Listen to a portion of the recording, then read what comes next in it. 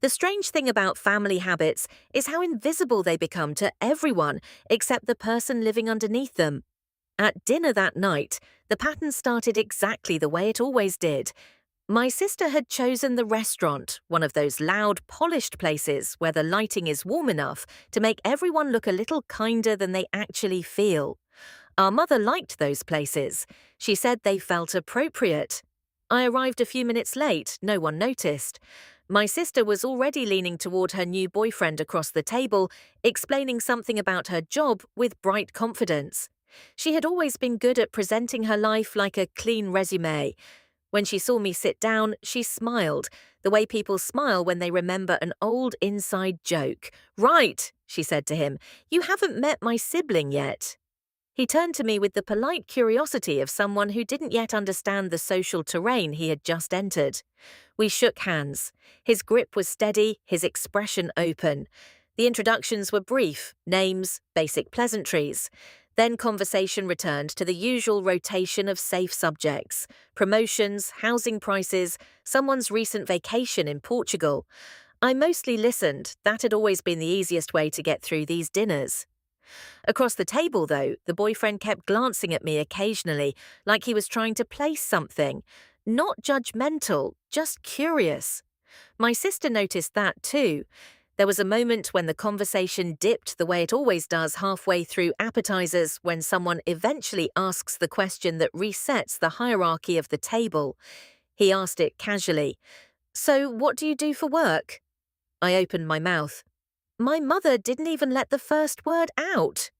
"Oh, don't ask that," she said, waving a hand with a laugh.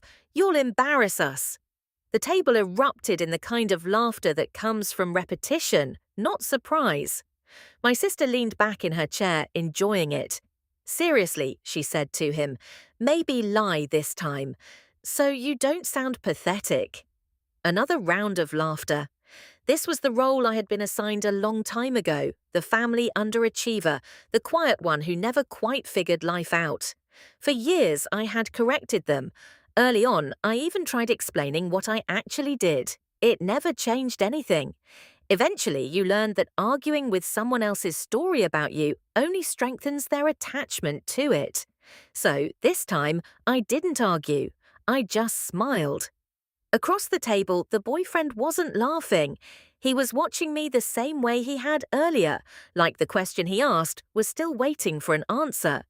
And technically, it was. So I gave him one.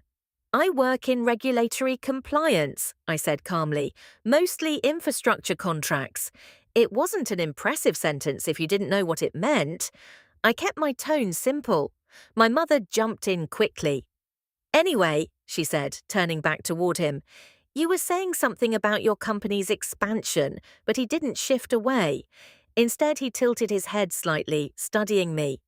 "Infrastructure compliance," he said. "For who?" There was a small pause at the table. I took a sip of water. "The Provincial Transport Authority." My sister's fork stopped halfway to her mouth. He blinked once, processing. "Oh," he said slowly. Then a different expression crossed his face recognition. "My firm works with several of their projects," he said. "Contract approvals run through that office." Now the table was quiet. Not dramatically quiet, just the subtle kind where everyone suddenly listens harder than they want to. He leaned forward slightly. "Are you on the review board?" I nodded. "Senior compliance officer." The room seemed to shrink a little. My mother gave a quick laugh again, but it sounded thinner now. "Well," she said, "that sounds official." The boyfriend didn't laugh. Instead, he asked another question, thoughtful this time. "So you're the team that signs off on contractor eligibility?" "Yes." His eyebrows lifted. "That's a lot of authority over project approvals." I shrugged lightly. "It keeps the paperwork honest." No one at the table said anything for a moment. My sister looked down at her plate like she was suddenly very interested in the arrangement of vegetables. The boyfriend, meanwhile, seemed genuinely intrigued now. "I think our legal department has mentioned that office before," he said. "Those compliance reviews can delay projects for months." "They can," I said. I didn't elaborate. The silence returned again. No one apologized. No one acknowledged the jokes that had just happened, but the air at the table had changed in a way that everyone could feel. My mother didn't interrupt the conversation again. My sister didn't make another comment. For the rest of dinner, the boyfriend asked a few quiet questions about regulatory work. Nothing intrusive, just professional curiosity. I answered briefly. I kept my tone neutral. No gloating, no correction, just facts. And something interesting happened. My family stopped talking about me like I wasn't really there. They didn't suddenly become warm or proud or supportive, but the old jokes never came back. After dessert, we all stood outside the restaurant while people arranged rides and checked their phones. My sister avoided looking directly at me. My mother spoke carefully now, the way people do when they realize a conversation might expose something they'd rather leave untouched. Eventually, everyone said their goodbyes. The boyfriend shook my hand again before leaving.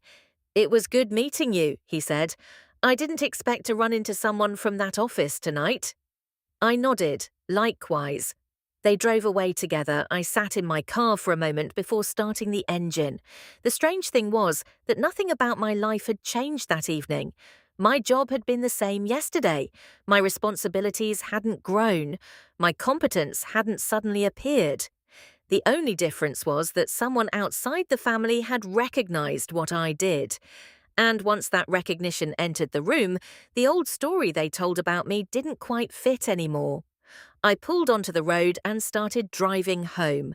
No victory music, no dramatic realization, just a quiet understanding. For years they had laughed because they believed the version of me they had created. Tonight they saw something that didn't match it. Not revenge, not triumph, just a small, uncomfortable truth that would sit at the table with them the next time we had dinner. And this time, the joke might not